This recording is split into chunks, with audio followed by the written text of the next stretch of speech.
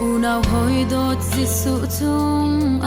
nanunnak ni an lom ter mo adot nakin an kham na ko atu tholo chim ve jang nau si chan tha kan nge mi aliam hlana thong tha chu phuangu si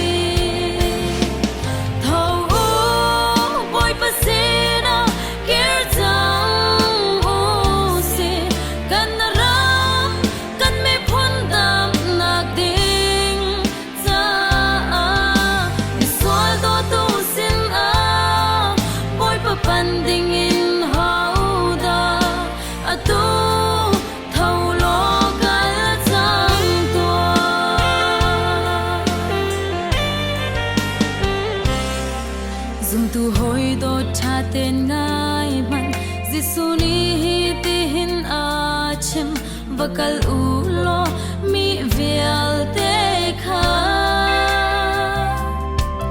ka zul tu a vaser na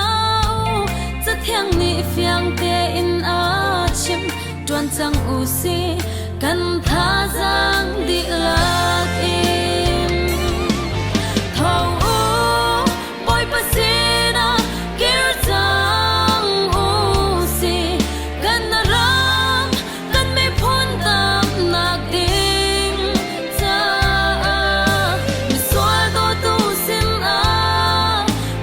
Banding